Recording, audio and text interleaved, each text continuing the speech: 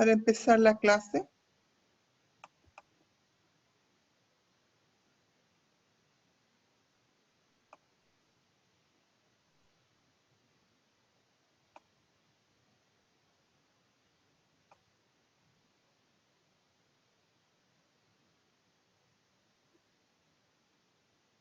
A ver.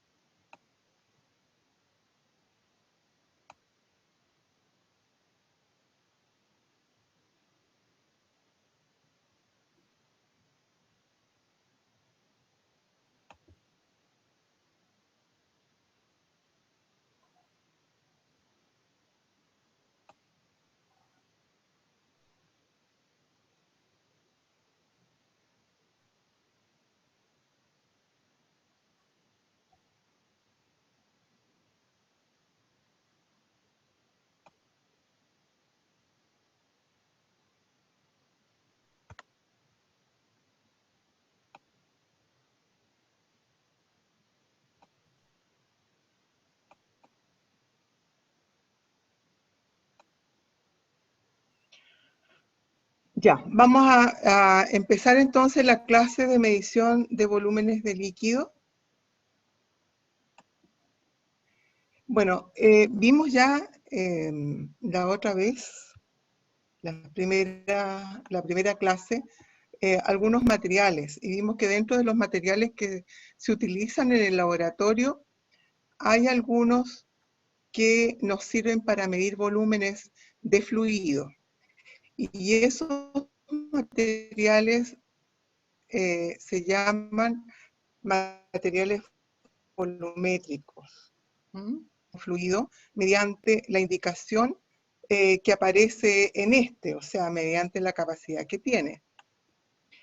Esa capacidad que indica, nosotros podemos comprobarla a través de un procedimiento que se llama calibración. O sea, por ejemplo, si yo tengo un matraz de aforo de 100 mililitros, yo puedo comprobar que ese matraz de aforo está midiendo realmente los 100 mililitros.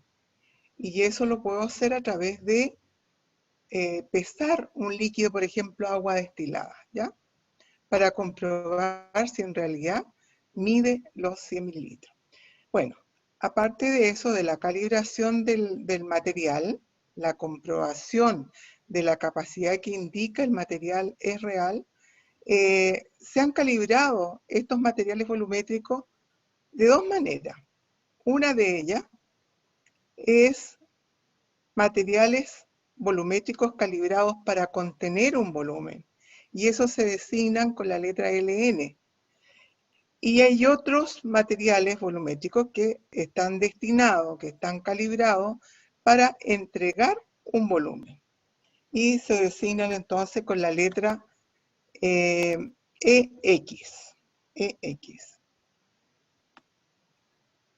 Bueno, veamos primero volumen. El concepto de volumen es la porción del espacio que ocupa un cuerpo, ya sea sólido, líquido o gaseoso.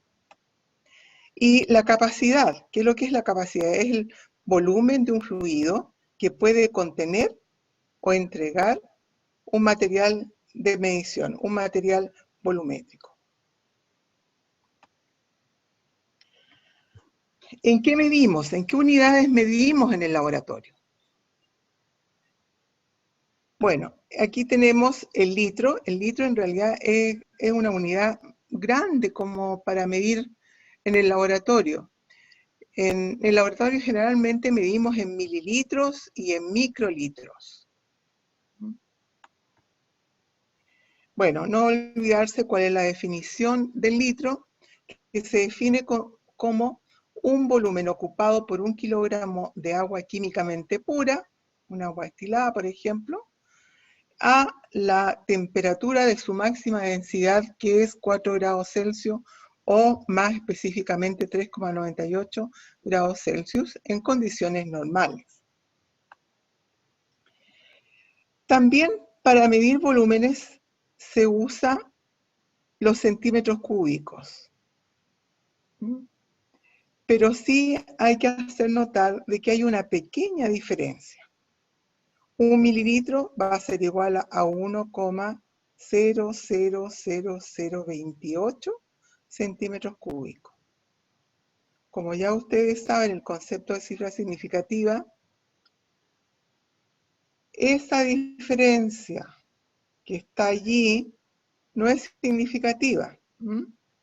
Así que podríamos decir de que 1 mililitro y 1 centímetro cúbico son sinónimos. Esto ya lo habíamos visto. La gran mayoría de los materiales volumétricos son de vidrio. Los componentes del vidrio, sílice, óxidos alcalinos, que para ser un material volumétrico tiene que ser lo mínimo, tiene que existir lo mínimo, óxidos alcalinos y otros óxidos. Lo importante es que todos los materiales volumétricos son de un vidrio especial, de vidrio borosilicatado, que tienen un componente, el anhidro bórico, en este caso del vidrio Pyrex 12%,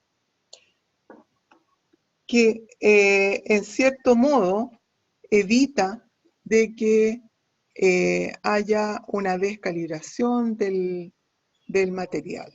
Por ejemplo, cuando se miden a una temperatura mayor o una temperatura menor. ¿Qué materiales de laboratorio son volumétricos? Aquí presentamos 4 materiales de laboratorio: una probeta, un matraz de aforo, un vaso de precipitado y un matraz Erlenmeyer. A ver, Kevin, ¿me podrías contestar cuál de los 4 materiales volumétricos que aquí se presentan son volumétricos? Profe, ¿se escucha? ¿Sí? Ya, serían la probeta y el matraz de aforo. Sí. Eso, muy bien. Ya. Entonces, la probeta y el matraz de aforo son volumétricos y a pesar de que estos tienen marcas, no son materiales volumétricos. El matraz Erlenmeyer y el vaso. ¿Cuáles son volumétricos? Probeta, bureta, pipeta forada, pipeta graduada y el matraz de aforo. Bueno, matraces volumétricos, pipetas, probetas y buretas. Ahora, estos recipientes están diseñados en tal forma que un pequeño incremento en el volumen del líquido va a generar una variación grande en el nivel de medición del recipiente. Bueno, vamos a tener materiales volumétricos graduados y materiales volumétricos aforados. Dentro de los graduados, dentro de los aforados, tenemos el matraz de aforo, también le llamamos matraz volumétrico, pipeta aforada o pipeta total o pipeta volumétrica. Después tenemos los materiales volumétricos graduados. Dentro de estos tenemos las pipetas graduadas o pipetas parciales, tenemos las probetas con vertedero y con tapa, esta es con vertedero, y las buretas. Bueno, de todos estos materiales, hay algunos que van a medir con alta precisión y otros de baja precisión. ¿Cuáles son los de alta precisión?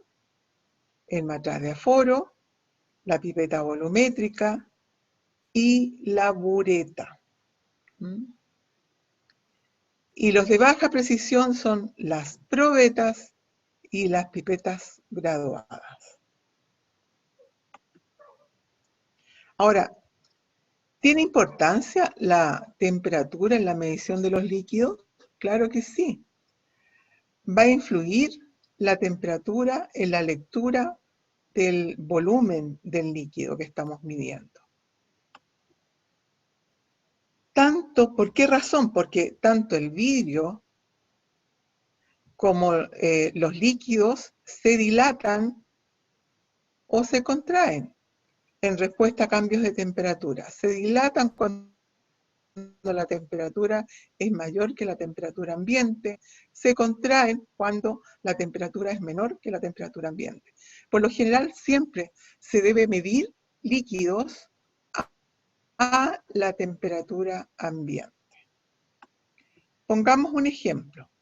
Un recipiente que mide 1,000 litros a 15 grados cambia su volumen a 1,00025 litros a 25 grados. O sea que hay una diferencia de 10 grados. Y ya con una diferencia de 10 grados ya va a aumentar la capacidad del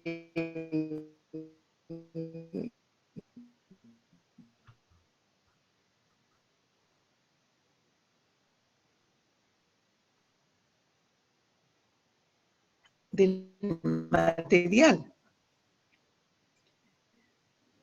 Pero pues 1,000 litros de agua a 15 grados Celsius ocuparía un volumen 1,002 a 25 grados Celsius. Ahí sí que es significativa la diferencia. Por esa razón, entonces, que un organismo internacional, que la NBS, National Bureau of Standards, fija una temperatura, un organismo que controla entonces la fabricación de estos materiales. Fija la temperatura estándar a 20 grados Celsius. Se debe medir entonces siempre a temperatura ambiente. Por lo tanto, entonces, como norma general, no debemos medir líquidos calientes en el material volumétrico, debido a la dilatación térmica que se genera. Y por tanto influye en el desajuste de los aforos o de las graduaciones del material. Ahora, hay excepciones. Por ejemplo, tengo que medir un líquido que está a temperatura distinta a la temperatura ambiente. En ese caso, para poder corregir el volumen, tenemos que saber qué temperatura tiene. Tomamos la temperatura con un termómetro y hacemos las correcciones de volumen usando tablas que aparecen en los manuales de laboratorio que van a corregir el volumen. Bueno, es importante saber cómo se lee en estos materiales volumétricos. Veamos las técnicas de lectura. La marca que indica la capacidad se llama aforo, y si el material tiene grabadas varias marcas, es decir, grados, se llaman graduaciones. Aforos y graduaciones.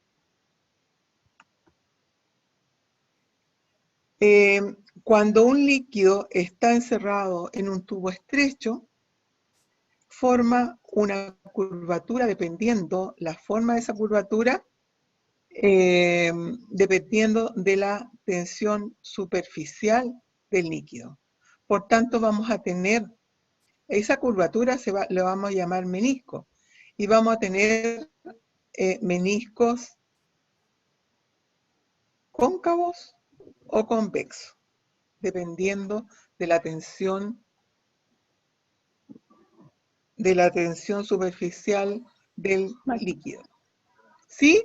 Dime, dos participantes levantaron la mano. ¿Qué es lo que les quedó? ¿Alguna duda? ¿Aló? ¿Sí? Profesora, buenas tardes. Buenas tardes. Yo no entendí el que mide el aforo, la capacidad, pero ¿la capacidad de qué? A ver, ¿en qué parte? ¿Antes? Sí, cuando explicaba lo del aforo. A ver.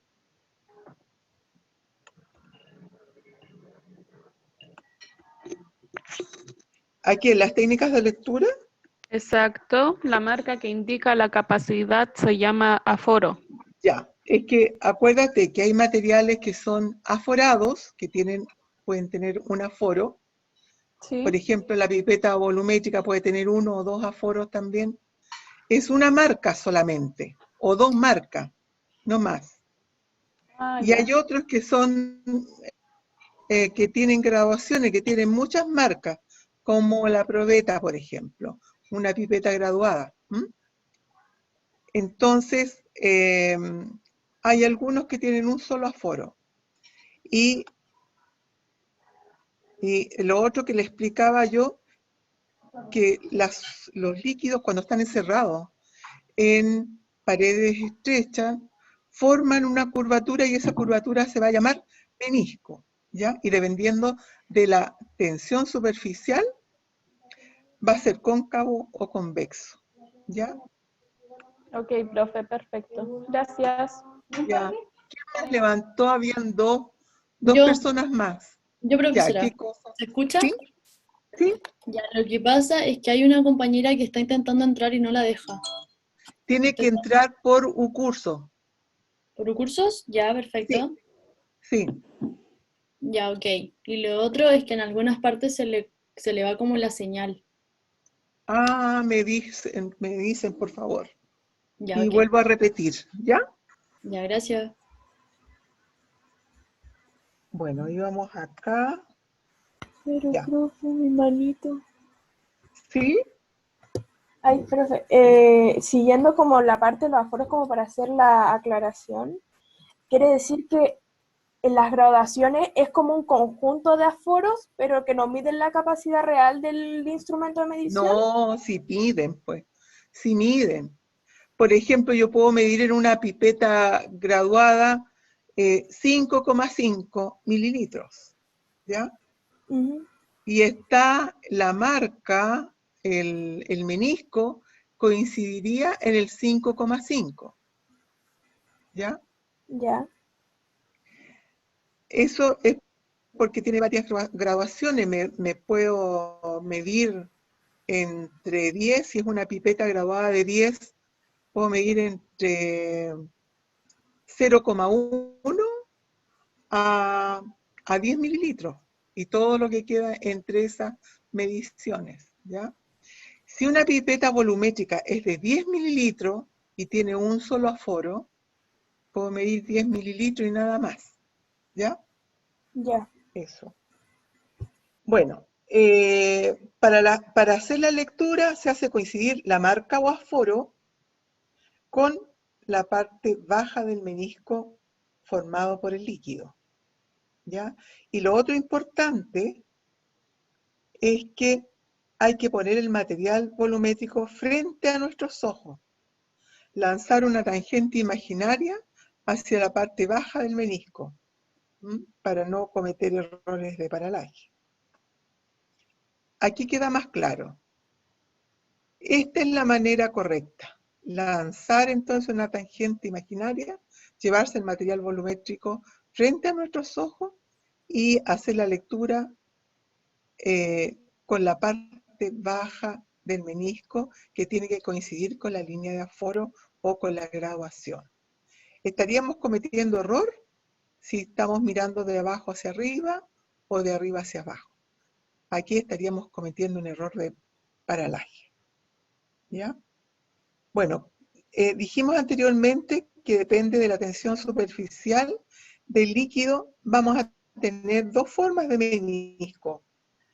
Esta, un menisco cóncavo, por ejemplo el agua, la mayoría de las soluciones acuosas, y podríamos tener un menisco convexo, como el mercurio, por ejemplo, que forma ese tipo de menisco. Ahora, la lectura correcta para este tipo de menisco cuando es cóncavo, tenemos que esto sería incorrecto, esto sería correcto. Acá, la parte baja del menisco. Y en el caso del mercurio, cuando tienen esa forma, convexo, la parte superior. ¿Ya? Bueno, aquí tenemos cómo se hace la lectura, se ve mucho más claro. La parte baja del menisco tiene que coincidir con una graduación, ¿cierto? Y aquí estaríamos midiendo 20 mililitros. Hay otro sistema, se van a encontrar ustedes con otro sistema de lectura, que es con la banda de Shellback.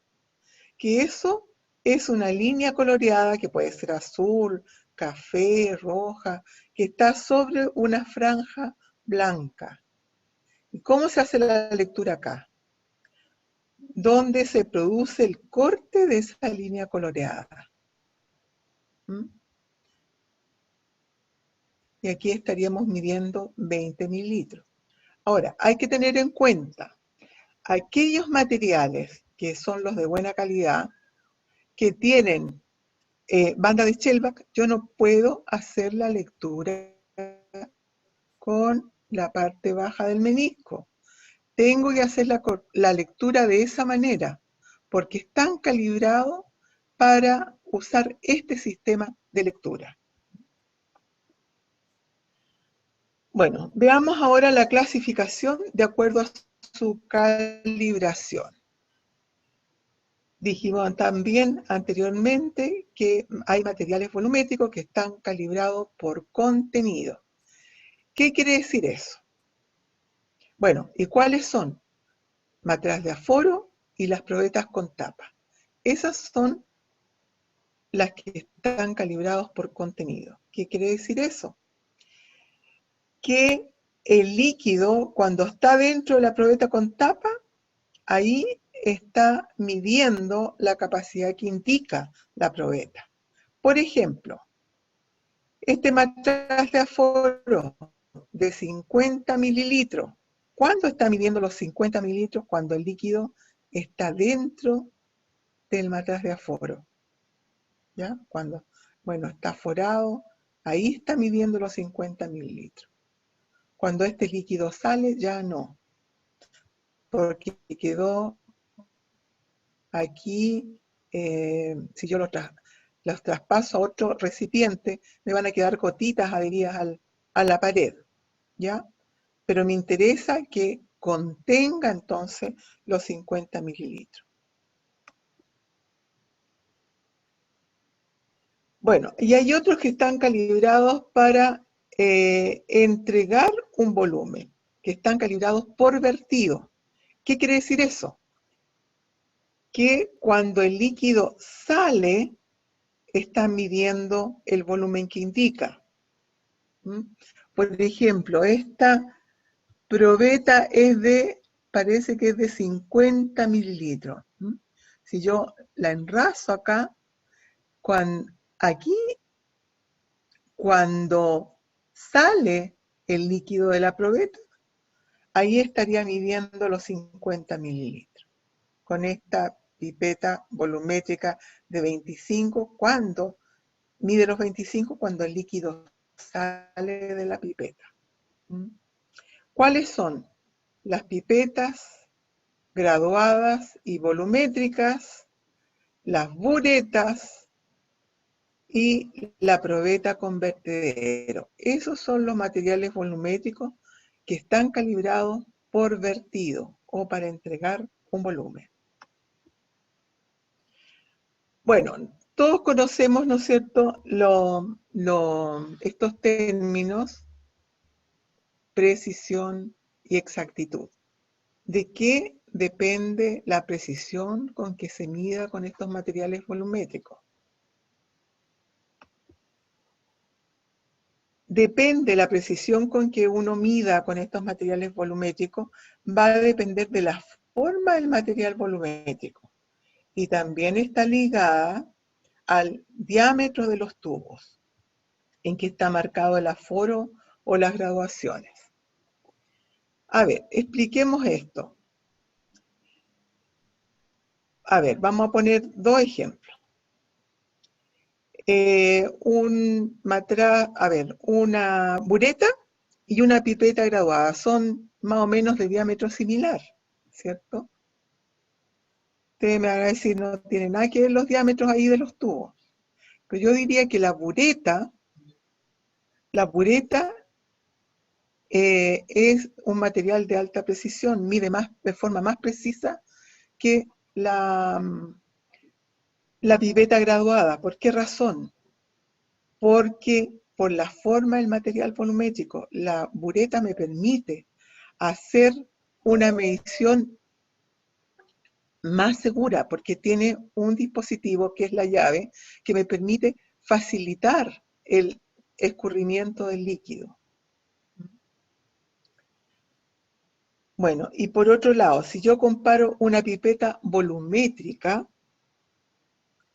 en que el aforo está en el tubo de paredes más estrechas, comparado con una pipeta graduada, yo digo que la pipeta volumétrica es de más alta precisión que la pipeta graduada.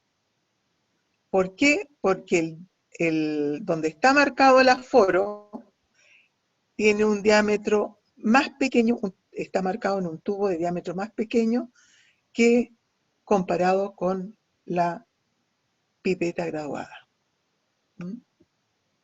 Bueno, veamos ahora de qué depende la exactitud. Va a depender de la calidad del material volumétrico, es decir, cómo se fabricó este material, atendiendo a qué normas de calidad. Bueno, organismos internacionales también, como la NPL, es el encargado de dictar normas de fabricación para los materiales volumétricos. Y ahí tenemos algunas normas de calidad, las normas ISO, todos hemos escuchado, ¿no es cierto?, que es una norma de calidad ISO. Después tenemos las normas DIN, que es la de Alemania, y la STM, que es la de Estados Unidos. Entonces, de acuerdo a esas normas de calidad, se han fabricado dos clases de materiales, clase A y clase B. Ahora, estos materiales se fabrican de la misma manera, pero ¿dónde está la diferencia? En que el clase B no es revisado cuando sale de la fábrica. En cambio, el clase A sí que es revisado. De un lote se revisa, puede ser 1 por 1, o puede ser del lote, puede revisarse 2 o 3 ejemplares. Por tanto, entonces, clase A vamos a tener de dos tipos.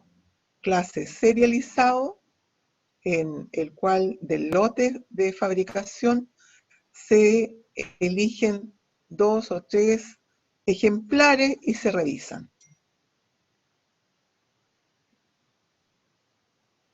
Y certificado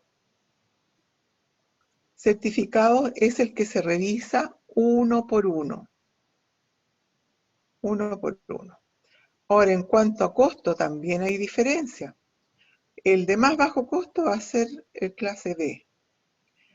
Después vendría el clase A serializado y el de más alto costo es el clase A certificado.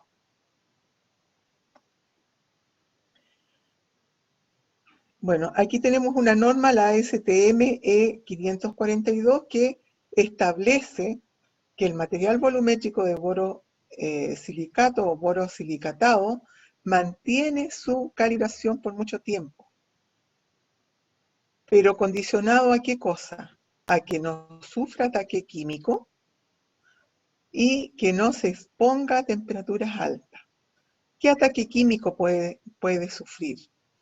Si uno prepara una solución de hidróxido de sodio, uno tiene que trasvasarla, pasarla a otro recipiente rápidamente y lavar el material para no dar lugar a que ese hidróxido de sodio reaccione con la pared interior del material y no sufra un cambio en la capacidad.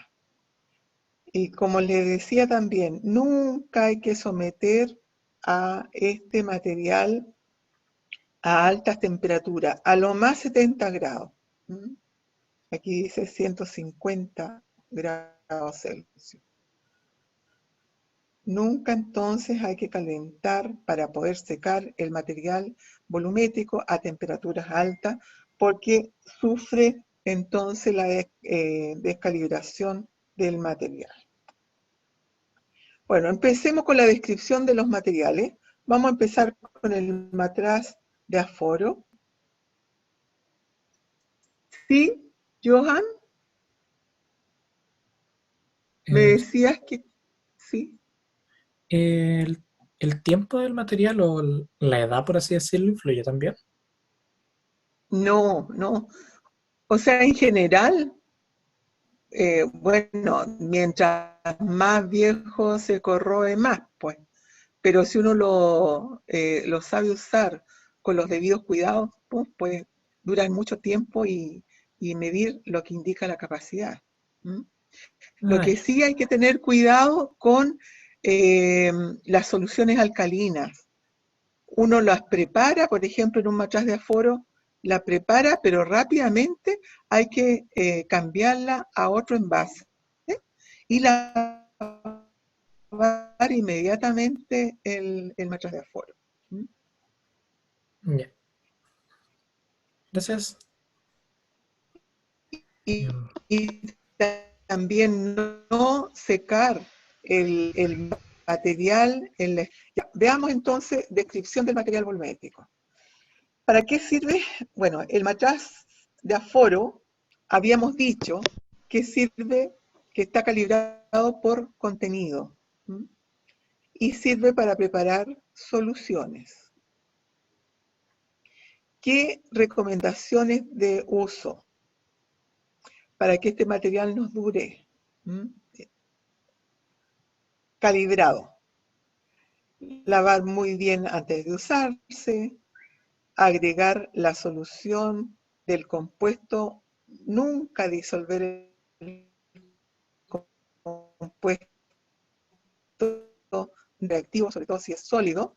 Se debe hacer en un vaso con ayuda de una varilla de agitación. Y una vez que está disuelto, se trasvasa, entonces se pasa al matraz de aforo. Nunca hay que hacer la disolución aquí adentro, porque a veces es necesario calentar para aumentar la solubilidad. Y por tanto no podemos calentar el matraz de aforo. Ya. Después, llenar hasta el aforo de manera adecuada. Puede ser necesario el uso de un gotario para el enrase. ¿Ya? Y una vez enrasado, se tapa y se mezcla, entonces se invierte. Aquí se forma una gran burbuja y esa hace entonces que se homogenice la solución. ¿Ya? Se invierte más o menos como 20 veces para que la solución quede homogénea. ¿Cuáles son los cuidados? Nunca deben ser calentados para disolver el soluto. Para disolver todas las operaciones de disolución tienen que ser fuera del matraz de aforo. Tiene que hacerse en un vaso. Se debe tener especial cuidado con las soluciones alcalinas, sobre todo con las tapas. Los matraces de aforo pueden tener tapa de vidrio o tapa de plástico. Si yo preparo una solución alcalina, elijo un matraz de aforo con tapa de plástico y nunca de vidrio, porque no voy a poder sacar nunca más la solución. Se va a pegar, va a reaccionar el hidróxido de sodio con el vidrio. Se va a soldar la tapa. Y por otro lado, también la pared interior pueden ser atacadas por estas soluciones alcalinas. no deben ser secados a alta temperatura, eso ya lo habíamos dicho.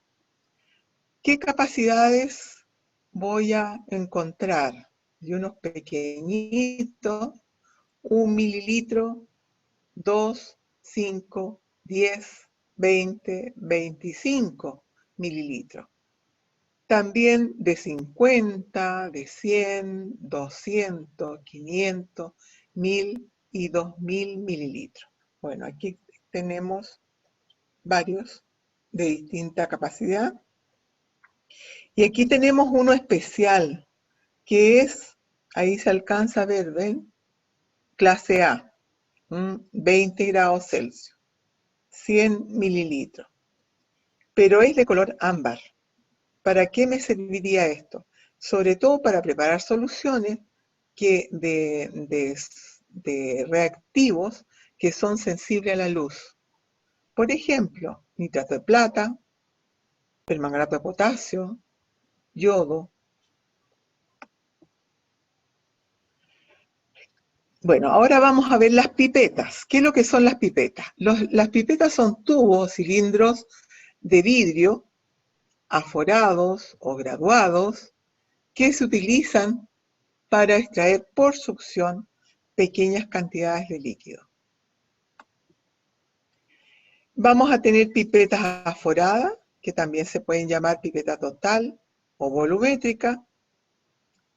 Ahí están las pipetas volumétricas de 20 ml. Y aquí, mira, se ve también la clase D.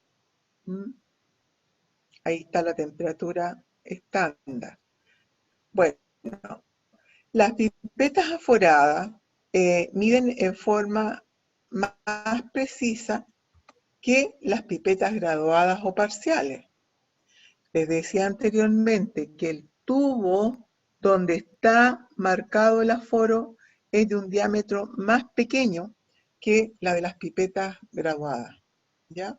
Por eso, este material volumétrico, que está calibrado para entregar un volumen calibrado por vertido, es más preciso que las pipetas graduadas. Bueno, también existen este otro tipo de pipetas que son pipetas automáticas. Estas pipetas automáticas me sirven para medir una pequeña cantidad de volumen. Yo puedo, dependiendo del rango de estas pipetas automáticas, por ejemplo, existen pipetas automáticas que están en un rango entre 1 microlitro y 20 microlitros. Otras de 20 microlitros a 100 microlitros. Otras pueden ser de 50 microlitros hasta 1000 microlitros. O de 1000 microlitros a 2000 microlitros, hasta 100, por ejemplo, ¿ya? Bueno, y también existen, a ver, hay dos participantes que levantaron la mano. ¿Me pueden preguntar? Era una pregunta que yo tenía desde hace rato sobre el material de vidrio con hidróxido de sodio. ¿Siempre se tiene que traspasar a otro recipiente o si es que la solución es una concentración muy baja, no es necesario? Mira, por precaución, cuando uno prepara una solución, aunque sea 0,1 molar, yo tengo que trasladarla rápidamente. Nunca hay que dejarlo en foro, ¿ya? Ya. ¿Y quién otro más? Eran dos participantes. ¿Quién más? Profesora, ¿Sí? que una era que se escuchaba un poquito cortado cuando explicaba la micropipeta automática y lo otro es que no alcancé a entender cómo mide la pipeta aforadas, cómo la mide, porque era más preciso, eso no le entendí bien. Ah, ya, mira, empecemos por la pipeta volumétrica, En cuanto a precisión, comparada con una pipeta graduada, el aforo está grabado en un tubo de diámetro más pequeño comparado con la pipeta graduada. Por esa razón, entonces, la pipeta volumétrica mide en forma con más alta precisión que la pipeta graduada. Ah, ya Eso. entendí. O sea, como que se nota más la diferencia donde el aforo Claro, está más separado. Claro, la precisión con que se mide con un material volumétrico está relacionado con el diámetro de los tubos. ¿Ya? Ya, gracias. Ya. Bueno, y respecto de las micropipetas automáticas, nos sirve para hacer mediciones en serie, en forma rápida, en el laboratorio. Y hay intervalos, por ejemplo, hay micropipetas automáticas que están en un rango que yo puedo medir entre 1 microlitro y 20 microlitros, por ejemplo. Hay otros que son, por ejemplo, de 20 microlitros a 100 microlitros o a 200 microlitros. Y otras de 200 a 1000 microlitros. Yo puedo hacer mediciones en forma rápida. ¿Por qué razón? Porque no es necesario lavar esta pipeta, sino que yo le voy cambiando la punta.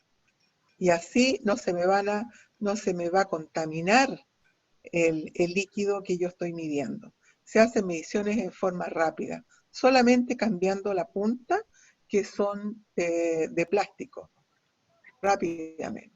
A ver, Kevin,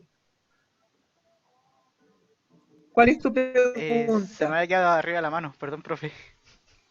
Ah, ya, ya. Entonces, eso les decía yo. También de estas pipetas, micropipetas automáticas, podemos encontrar una de 1000 microlitros a 5000 microlitros. Cuando uno está apurado tiene como 100 muestras, por ejemplo, que analizar, siempre vamos a usar una micropipeta automática, porque me permite ahorrar tiempo, no andar ambientando, ni nada de eso. Entonces, solamente cambiando la punta. ¿Ya? Bueno, dentro de las capacidades de las pipetas volumétricas, vamos a tener entre 1 y 10, ¿ya? 1, 2, 3, 4, 5, 6, 7, 8, 9, 10. Después nos saltamos a 15, a 20, a 25, 50, 100 mililitros. Después tenemos las pipetas graduadas, entre 1, 5, 10 y 25 mililitros. Las pipetas graduadas van a estar subdivididas en décimas de mililitro. Pero esta de 1 mililitro está subdividida en centésimas de mililitro. ¿Cuáles son los cuidados que debemos tener con el uso de las pipetas? Bueno, hay que ambientar con la solución a medir. Si es que está mojada con agua destilada. ¿Qué quiere decir eso? ¿Qué quiere decir eso? Bueno, yo lavo mi pipeta, está mojada en su interior con agua destilada. Si yo mido con una solución con esa, se me va a diluir la solución. Por lo tanto, yo tengo que sacar esa agua destilada del interior de la pipeta. ¿Cómo la saco? Tomando pequeñas cantidades de líquido y arrastrándola por toda la pared interior de la pipeta y desecho. Y esa operación la repito 2 veces más, unas 3 veces. ¿Ya? Entonces, siempre hay que ambientar la pipeta si es que está mojada con agua destilada. Profe, Lo otro, ¿sí? disculpe, el líquido con el que voy a ambientar, como remojar, ¿no? Es el que voy a ocupar para hacer la solución, el mismo que voy a ocupar. El mismo que vas a ocupar, para que Ok, no haya contaminación de la solución que tú vas a medir. gracias. Ya, lo otro, no succionar con la boca, nunca, ¿ya? siempre usar una propipeta. ¿Qué es lo que es una propipeta? Es un bulbo de goma, que sirve para succionar, que ya lo vamos a ver. Lo otro, como las pipetas están calibradas para entregar un volumen, cuando uno mide el volumen de una pipeta, van a quedar mojadas las paredes interiores y va a quedar un pequeño volumen en la punta de la pipeta. Nosotros estaríamos cometiendo un error si sacudimos la pipeta para que salga todo el volumen o lo soplamos. Nunca hay que hacer eso, porque ese líquido está contemplado en la calibración de la pipeta. Y lo otro, la pipeta no debe tener dañado ni el borde superior ni la punta. ¿Por qué razón? El borde superior, cuando usamos la propipeta para succionar, después tenemos que sacar la propipeta y controlar el escurrimiento del líquido con el dedo índice. Si el borde superior está dañado, no lo voy a poder controlar bien. No me sirve. Por otro lado, la punta, si está quebrada la punta, ya no va a quedar retenida el líquido en la punta, va a salir mayor cantidad. Por esa razón entonces, una pipeta que tenga dañada la parte superior y la punta ya no me sirve, hay que desecharla. Bueno, por otro lado, la NBS, que es un organismo que controla la fabricación de estos materiales, normaliza los tiempos de escurrimiento dependiendo de la capacidad del material. Y eso por lo general viene grabado en el material.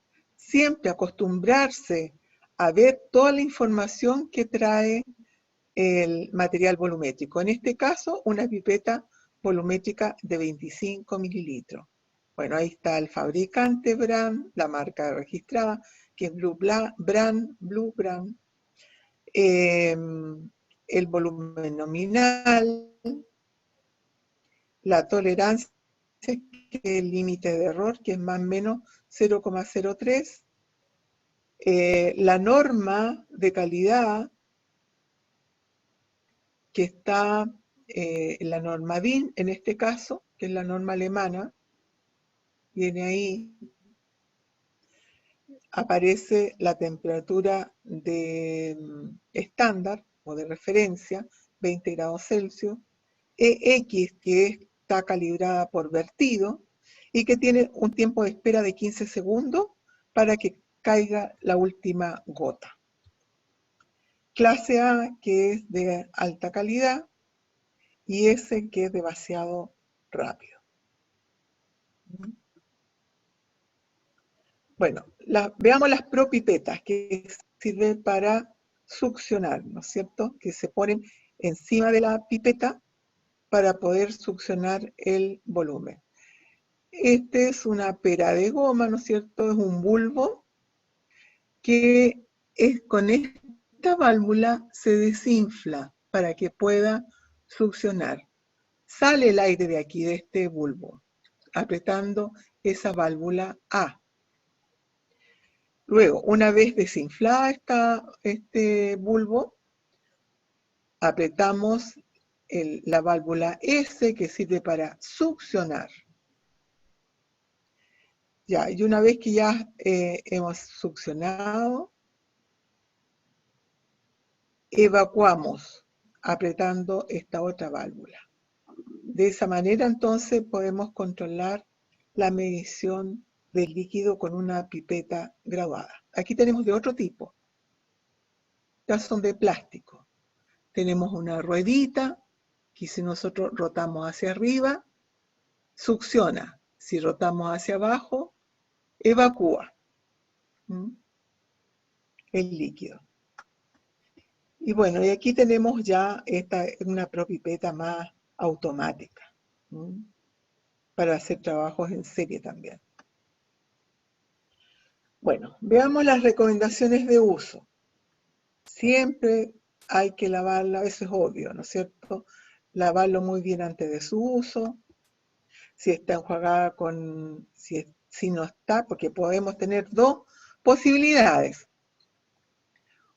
Uno, que esté seca, que la hayamos lavado y secado en una estufa a no más de 70 grados. Ahí no es necesario ambientar. Pero si la pipeta la lavamos recién y está enjuagada con agua destilada, debemos ambientarla con la solución que vamos a medir. Bueno, esto también es importante. Hay pipetas volumétricas y también pipetas graduadas que pueden tener un aforo o doble aforo, ¿ya?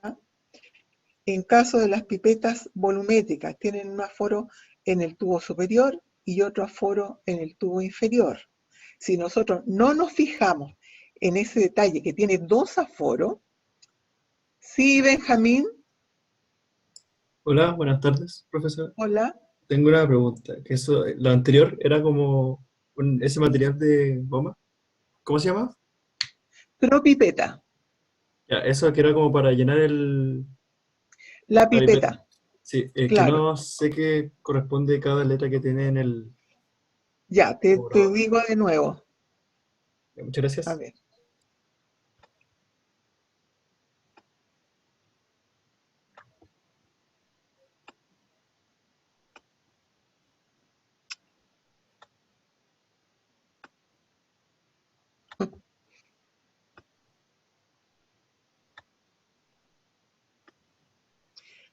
Ya, tiene tres válvulas, A, S y E. La válvula A, si yo la presiono, va a desinflar este bulbo, esta perita de goma. ¿Ya? Entonces, si se desinfla este bulbo, aprieto la válvula S y aquí succiona, ¿ah? Sube el líquido por la pipeta. ¿Ya? Y esta sirve para evacuar, para que el líquido salga de la pipeta. ¿Ya? Igual, nosotros tenemos dos alternativas. A mí me gusta más, bueno, succionar con esta, llenar la pipeta, yo saco la propipeta y controlo el líquido con el dedo índice. Para mí me resulta mucho más fácil que evacuar con esta válvula. Bueno, ustedes después lo van a ver, ¿ya? ¿Está claro, Benjamín? Sí, sí, me quedó claro. Muchas gracias. Ya. Bueno, íbamos aquí que verificar si se trata de una pipeta de uno o doble aforo, ¿ya? Entonces, ¿cómo es esto? Se enrasa en el aforo de arriba y se enrasa en el segundo aforo que está en el tubo inferior. Si yo no me fijo, estoy cometiendo un error garrafal, ¿ya? Bueno, al llenar, tenemos que verificar que no haya burbujas, evitar entonces las burbujas, tenemos que eliminarlas para medir bien. Y la llenamos más arriba del aforo. Luego hay que eliminar las gotitas que están adheridas por la pared exterior de la pipeta. ¿Cómo elimino esas gotas? La elimino con una toalla absorbente, una toalla Nova, por ejemplo. Y una vez que yo haya eliminado las gotas de la pared exterior de la pipeta, ahí recién enraso o aforo. Y el vertido, ¿cómo se hace? Siempre por la pared del recipiente, nunca soltando que se pique para todos lados, ¿no? siempre dejándola que escurra por la pared del recipiente. Las buretas ahora. Profe, disculpe, ¿Sí? ¿Sí? ¿a qué se refiere con enrasar? Es llevar el líquido al aforo o a la graduación que yo necesito, que yo quiero. Ah, ok. Eso es Gracias. aforar, ¿ya? Bueno, enrasar o aforar. Bueno, ¿qué son las buretas? Las buretas son cilindros de vidrio graduado de descarga controlada. Son similares a las pipetas graduadas, pero con una operatividad mucho más ágil. Por eso, si yo lo comparo con una pipeta graduada, una bureta es de más alta precisión. Porque la llave me permite controlar el escurrimiento del líquido en forma mucho más cómoda. ¿Ah? Bueno, las buretas tienen su mayor aplicabilidad en las titulaciones. ¿Qué es lo que es una titulación? Cuando estoy en el laboratorio y deseo determinar la concentración de una solución de concentración desconocida, yo voy a usar una bureta para medir el volumen de esa solución de concentración desconocida a través de una reacción química que haga entre esa solución de concentración desconocida y otra solución a la cual yo le conozco perfectamente la concentración. Eso lo van a hacer más adelante y les va a quedar más claro más adelante también. ¿Ya?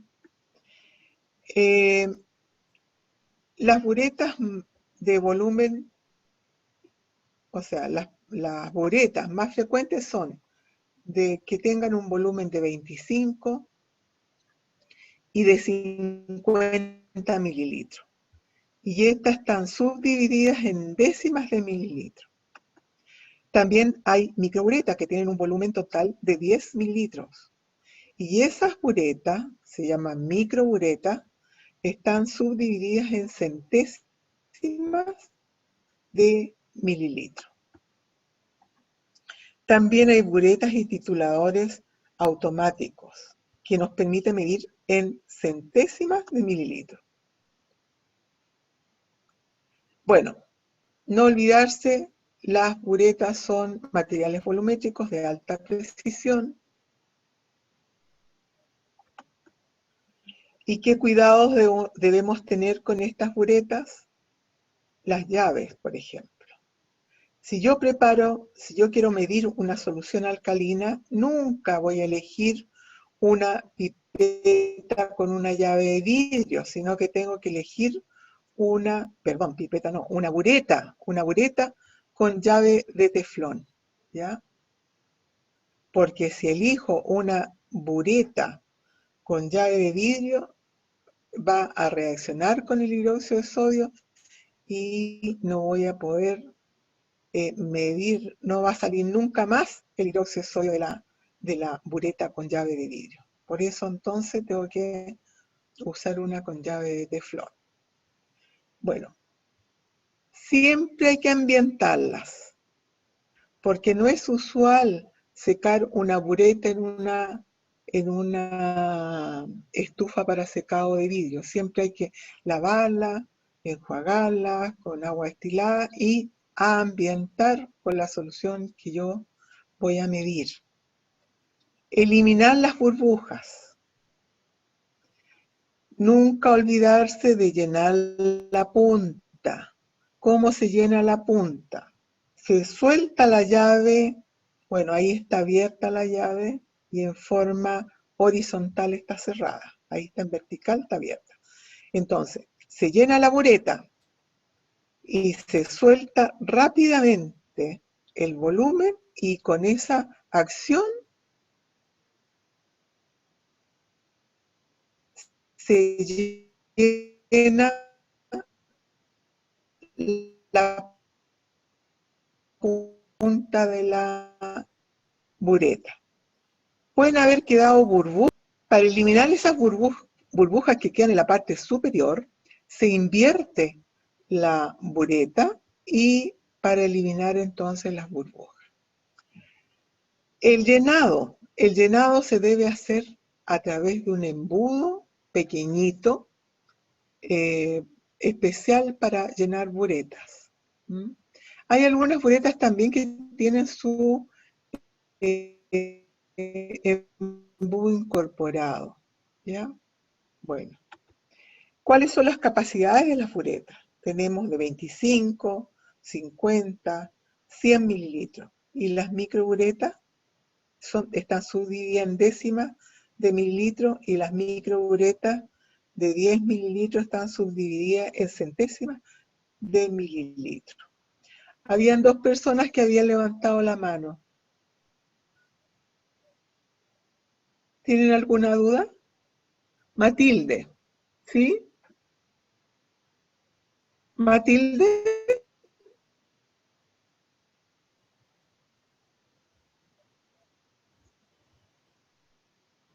Matilde. ¿No? Bueno. Entonces. Perdón, tenía el ¿Sí? audio desactivado y empecé a hablar sola. Ya. Bueno, buenas tardes. Buenas tardes. Quería preguntarle cómo se producían las burbujas, porque justo cuando usted estuvo hablando, se me cortó el audio de usted. Ya.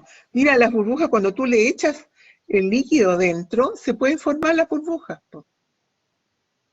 Está echando el líquido con un embudo y se pueden formar esas burbujas. Entonces, antes de enrasar, bueno, tiene que estar llena la punta, y antes de enrasar en cero la bureta, tiene que fijarte si acaso tienen burbujas o no. Si tienen, tienes que invertir un poco la bureta para que salga. ¿Ya? Ok. Bueno, Ya, aquí tenemos muchas bureta. gracias. Esta bureta es con llave de vidrio. En forma vertical está abierta, en forma horizontal está cerrada. Esta bureta con llave de vidrio tiene banda de Shellback para hacer la lectura. Esta otra es especial, tiene llave de teflón, es de color ámbar y sirve para medir los líquidos que son sensibles a la luz, como el permanganato, por ejemplo, el yodo, el nitrato de plata. Y esta es una microbureta. Alison, ¿quieres preguntar algo? Hola, sí, profe. Hola. Había dicho que no alcancé a notar que cuando en la bureta hay un cierto líquido, no se tiene que tener la llave de vidrio, se debe tener la de plástico. ¿Qué líquido es? Cuando son soluciones alcalinas. Ok. Ya no se puede medir en una bureta como esta una solución alcalina, porque esta llave se va a soldar y no la vamos a poder abrir nunca más. Ok, ¿Ya? gracias. Tenemos que elegir con una llave de teflón como esta. ¿Ya? ¿Teflón o plástico? ¿O las Plástico, bueno, el teflón es plástico. del teflón es plástico, nada. Sí. Ya, gracias. Bueno, les había dicho que habían buretas automáticas, estas bien antiguas. Ya casi no la vemos esto. Pero sí vamos a ver esta, la bureta digital, que nos permite medir hasta la centésima. Y acá con estos botones se enrasan cero, con este otro se va titulando, ¿ya? Y tiene un gran depósito para hacer varias titulaciones. Esta aquí en este curso no la van a conocer, a lo mejor en los cursos más superiores. Bueno, por último, las probetas. Dijimos que eran un material volumétrico de baja precisión, y tenemos probetas con vertedero y probetas con tapa. ¿Qué capacidades tenemos? 25, 50, 100, 250, 500, 1000, 2000. Y estas sirven para hacer mediciones en forma aproximada. Esto lo van a conocer más adelante, seguramente cuando estén haciendo el práctico, el laboratorio de química general, van a usar dispensadores, la medición que se logre con estos dispensadores es lo mismo que con las probetas, aproximadamente. Entonces, pero esto sirve para hacer trabajos en serie, ¿ya? Automático. No olvidar, por favor, que solo los materiales volumétricos calibrados por vertido deben ambientarse. Nunca hay que ambientar los materiales calibrados por contenido. Nunca, jamás, ni un matraz de aforo, ni una probeta con tapa, ¿ya? Se deben ambientar las pipetas volumétricas y graduadas, las buretas y las probetas con vertedero. Bueno, veamos ahora el lavado material de vidrio. Un material de vidrio se reconoce cuando está limpio, cuando si se hace escurrir el agua por la pared, no queda retenido en forma de gota o en forma de burbuja. En caso de que no suceda esto, que quedan retenidos entonces en gotas y que formen burbujas, tenemos que hacer un tratamiento de lavado con algunas soluciones. Y siempre, como regla general, debemos lavar el material después de su uso, porque de esa manera entonces evitamos que los residuos se adhieran a la pared del material. Entonces, ¿cuáles son las soluciones de limpieza? Primero, soluciones de detergente, más o menos entre 1 y 2%. En los lavaderos del laboratorio de docencia, ustedes van a encontrar unos platitos de plástico con un polvo encima, y ese es el detergente.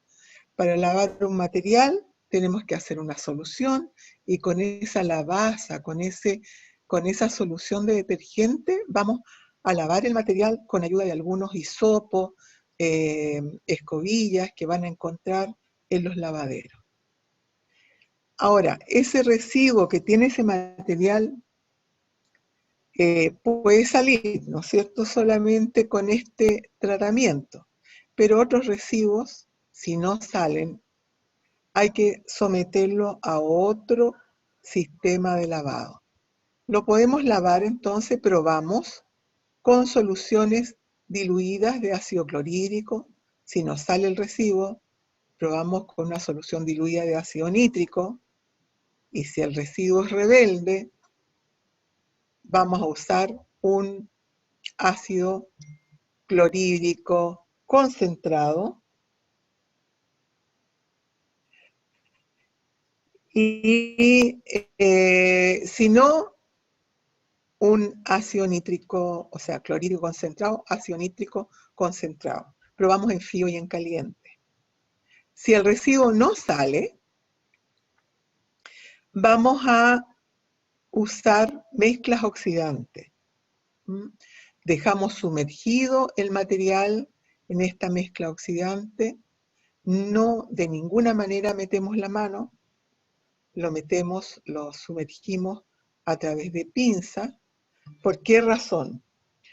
Porque esta mezcla oxidante, que es la mezcla sulfocrómica, está preparada con un oxidante fuerte, que puede ser un dicromato de sodio, un dicromato de potasio, más ácido sulfúrico concentrado. Si nosotros introducimos la mano, nos puede causar quemaduras con el ácido sulfúrico. Bueno, también podemos usar una solución de hidróxido de potasio en alcohol, que eso se llama potasa alcohólica, para que saquen la materia orgánica. Cuando hay residuos de materia orgánica, puedo usar mezcla sulfocrómica o potasa alcohólica, o también una solución que es de marca registrada que se llama Extran, que no es nada más que una solución de hidróxido de sodio. Ahora, hay que tener cuidado con estas dos. Es un reactivo alcalino que puede sacar los residuos de materia orgánica, pero no se pueden dejar remojando en esto, porque recuerden que los álcalis reaccionan con el vidrio. Entonces, se lavan con esto inmediatamente, se lavan con bastante agua potable y agua destilada. Bueno, después de cualquier tratamiento de esto, hay que enjuagarlos con bastante agua potable y con unos 3 enjuagues con agua destilada. Hay que ahorrar agua destilada porque también tiene un costo de producción. Por lo menos 3 veces con agua destilada. Ya. También esos residuos pueden sacarse, pueden salir con un tratamiento con solventes orgánicos como acetona, benceno, alcohol, etc. Profesora, ¿Sí? ¿las mezclas oxidantes con quién lo lavamos? ¿La tercera? Bueno, estas mezclas oxidantes sirven para sacar residuos de materia orgánica. Ah, ya. ¿Ya? Pero después de todos estos tratamientos uno lo tiene que lavar con agua potable y pequeños enjuagues con agua destilada. En todos los casos. De todos. ¿Ya? Ah, ya, todos los casos. Sí. Gracias.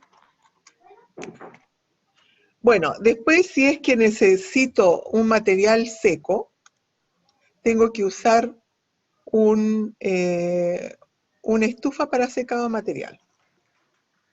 O puedo secarlo, si tengo harto tiempo, lo puedo secar al aire, ¿no es cierto? Si estoy más apurado, lo pongo en una estufa de secado material. Y si estoy muy apurada, puedo hacer un enjuague con acetona. La acetona se va a mezclar con el agua y se va a evaporar rápidamente. Lo pongo en la estufa o también lo puedo secar con aire comprimido que están en los laboratorios. Bueno, eso es todo por hoy.